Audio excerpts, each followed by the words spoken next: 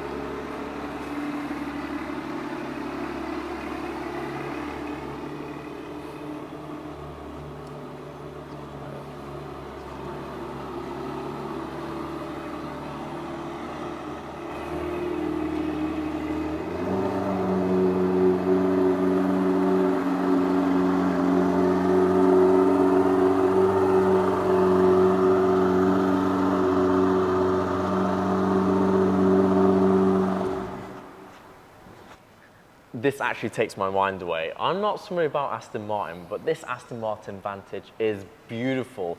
The British firm will only make 333 of these, and well, all of them were already sold before the unveiling. So some people got a sneak peek, but it's gorgeous. Like, It is. I'm not an Aston Martin fan, I'm not gonna lie. DBX 707, it's kind of making it happen for me, and this V12, well, No. this is making it happen for me. I do love this V12 to this 690 brake horsepower, twin turbo, £280,000 starting price. With nothing on it. So this one here is 335.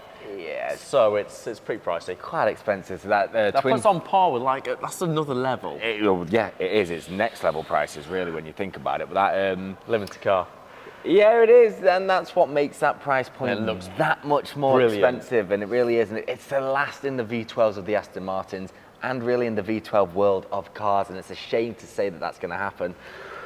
And I want to say one thing, it doesn't sound the most ferocious V12 we'll come ever. on to that in a bit, but I do have to say, the sculpture of this car, the way the aesthetic feels, you can feel it with musclier shoulders, like it's wider wheel arches, even to the aspect of kind of that grille, that kind of lower, wider, the horseshoe bonnet. Well, you can see it's got more room for more power. That V12 has taken up that power, and it's done it justice. Well, this is what they've wanted to do. They've wanted to make that V12 engine more of a race car feel. They wanted to add that all of the bells and the whistles on the big spoiler at the back, the wider wheeled arches, the bigger splitter, the bigger bumper, the bigger everything.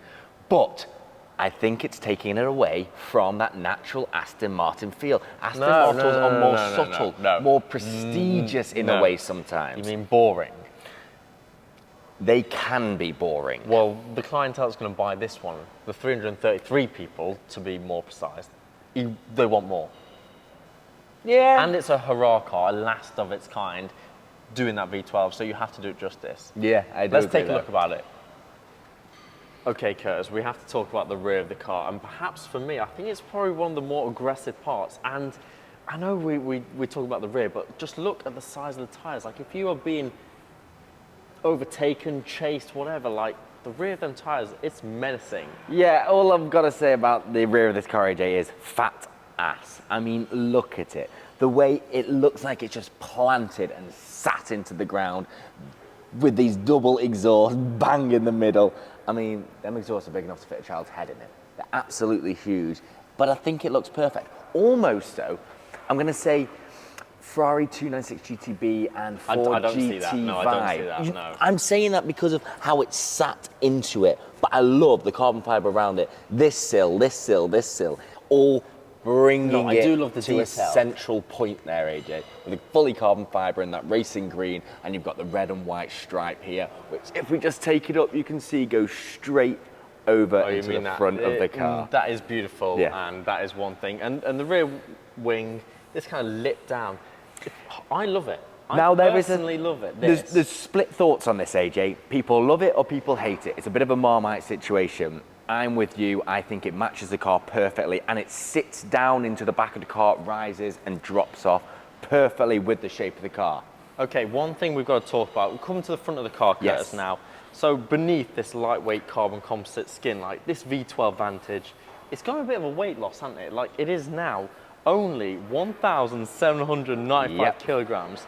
Considering it is a V12, that is pretty good. It's 20% better power to weight ratio than the V8 Vantage, the F1 edition. I know you've got something to say on this. Now, technically, it has 476 pounds. It's lighter. That's a lot of weight lighter. Now this is the thing. So this is a V12 engine in here. It's a monster of a car, but people are saying it's a little bit too heavy for being a fully sports car, to take it on the track and go wild with it. Now they're saying the V8 F1 edition is a much better car to take around a track if you want to do that with it. So it's a bit of controversy there, really. Do you want the V12 engine or do you want the V8, which is better for a track? I mean, it is the last of the V12s. I don't know what I would go for. But bringing it down here, AJ, I have to say about these incredible 21-inch diamond cut alloys with no edge around the side whatsoever. It is completely smooth. Now, I would hate to go near a curb in these. I think your heart would just break because they are protruding out. So if you scratch them, you're done in. But talking about this as well, we've got carbon fibre disc brakes here. We've got 410mm 6-piston carbon fibre disc brakes on the front, so the stopping power is good enough to give you a facelift and take 20 years off your life. As simple as that. And we're also going to talk about one thing quickly here, AJ. We've got the suspension. Now on this car here, they've actually tightened the suspension up by 50% on the front and 40% on the rear, giving it a whole new ride. People say it's too stiff for English roads. This is the problem now. People are driving it in comfort mode and still having to go to the dentist after to get the molars stuck back into the head. Okay, on one side, the stiffness side, I'm just going to say it's a stiff car. Yeah, it is, but that's what you're purchasing. But the thing is, Curtis, we do have to come back to the weight side, the stiffness. The one thing you can't disagree is that the one thing with these ceramic brakes is that they do actually work even up to a temperature of 800 degrees Celsius. So as well with carbon, reduces the weight of this car by 23 kilograms. So it's all about weight reduction. And one thing that I know you said is the whole of this bonnet is one piece of carbon.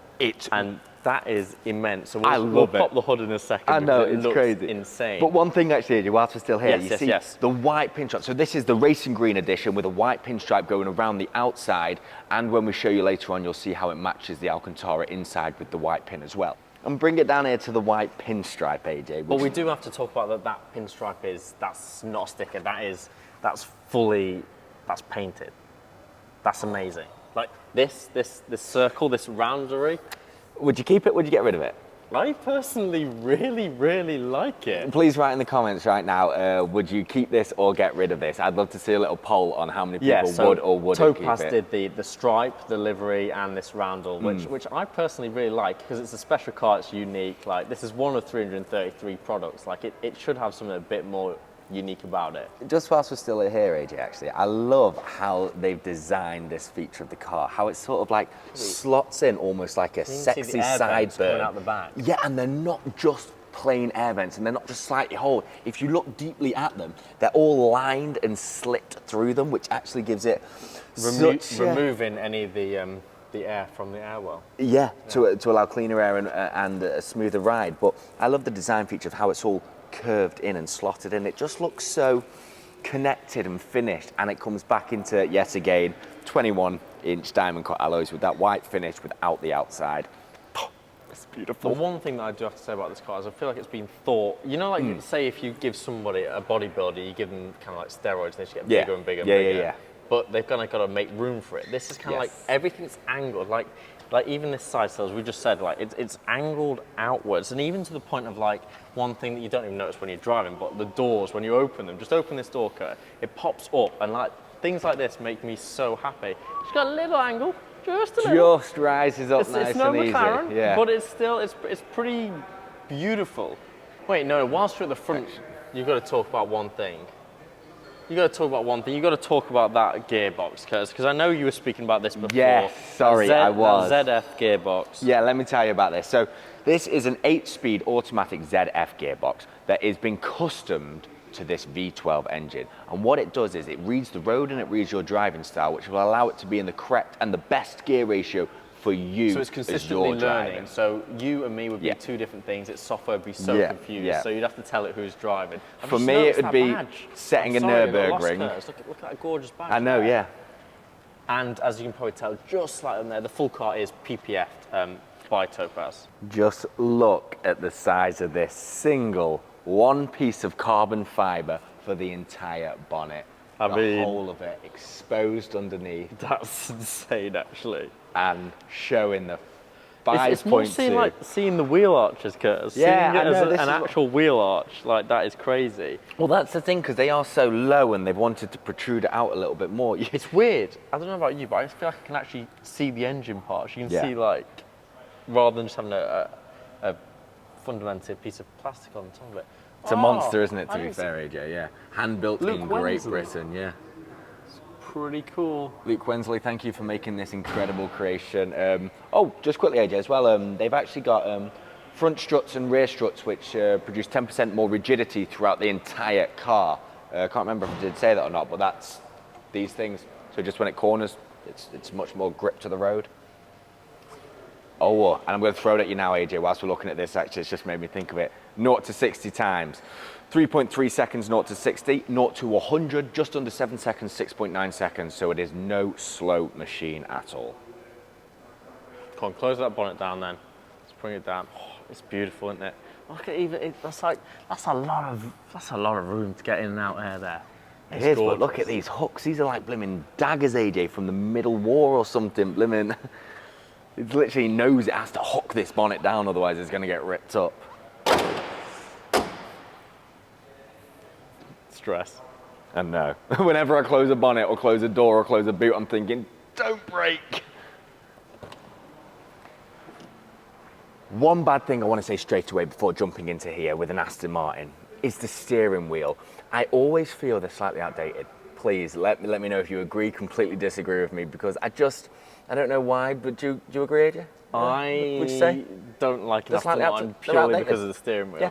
And it's really hard to say. But this interior actually is one of the best Aston Martin interiors I've seen for quite a while. And even the point of detail, Curtis, you kind of got the V12 badge in the middle, everything's nice. Even the detail of this, like look at the angles of it. It's stitched in I'm and going to it have comes to out. say one other thing, AJ. This is my last negative thing. I'm going to say it right now. Can't do it anymore. The screen. It's the screen. What do you think of it? I think it just looks a bit... I think it's what Aston Martin do all the time, and they kind of, not penny pinch, but it's a bit of an afterthought.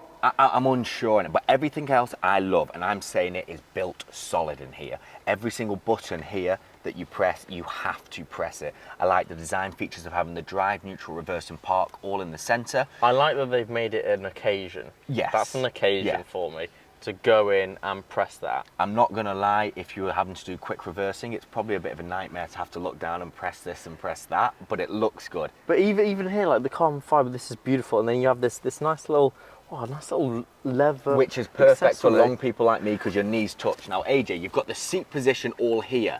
Now, good and bad thing about this is, one, your knee can touch it slightly, so you're thinking you're going to end up moving your chair around, but the good thing is the buttons are solid, so it won't move you around. But then again, to try and move yourself, you've got to give it a good... Wait, are you pressing something? Because the car's all blinking at me. Yeah, so now I'm moving the seat. But you've got to give it a good press. So if you're not done blimmin' exercises, you ain't going to be moving your seat. Okay, one thing, fuel economy, because I know it's done how many miles? It's literally done like 53 miles. This has done 56.3 miles. This one has done, yes, and it gets. Oh, and this car is for sale. So if you want it, it's a Joe McCarry. Message Franco, and he'll make it happen for you. I think the average miles to the gallon was 14.6 miles to the gallon, but it's only done 500 miles. And this car is Curtis number 130. Oh, can we get it? Can we zoom in? Oh no, not working. 131 of 333. Okay, Kurt, come around to the back, because I know you just opened the bonnet. Like, it's weird seeing the wing on the bonnet like this. Like, it's hella detail. Like, it's gorgeous. They've smoked the actual taillights on these, so they're a bit darker on this car. Yeah. And actually seeing the strut like that with the screw, it's a really weird sensation, but I kind of like that. Whoa, that's quite a bit of space in there. I watched a video of somebody actually standing on the spoiler of this car. Of this car. And, stress. Yeah, just to show that you are able to. So there's quite a... Oh, it's a nice bit. There is quite a nice amount of boot space here, and as you can see, sorry, the rear strut just here to hold the car solid again. There is quite a little bit of boot space that you can fit in there. Yet again, what are you going to use this for? You're not going to be wanting to get suitcases in it left, right, and centre. I know, but that's monstrous. It is, isn't it's it? like some horn from like doesn't Mordor. it almost look like somebody's head and literally like their horns or their ears are sticking out the side or something? It is actually brilliant, this car, and I love. Aston Martin do it well with the leather handles. Like, it's solid. So we keep talking about the aerodynamics, and one thing that's really, I do love these facts and figures. I'm a statistics person. So you get 200 kilograms of downforce, or 155 miles an hour. Like, it shows that this rear wing, yes, it's an optional extra, but damn, it's definitely worth it.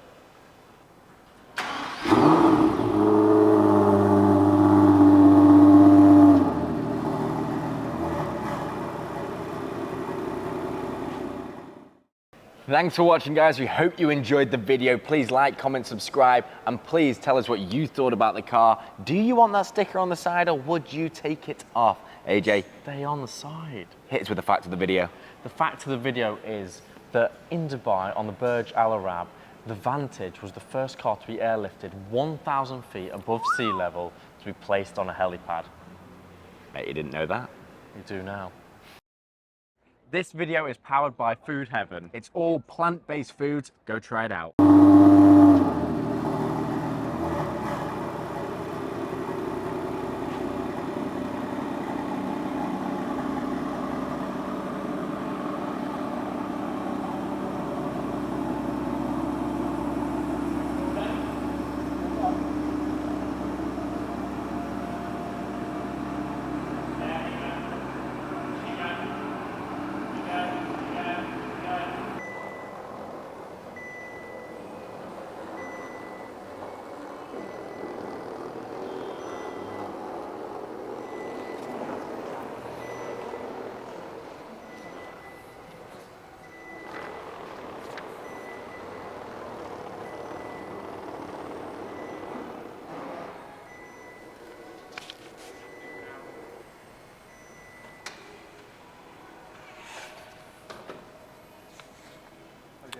Yeah.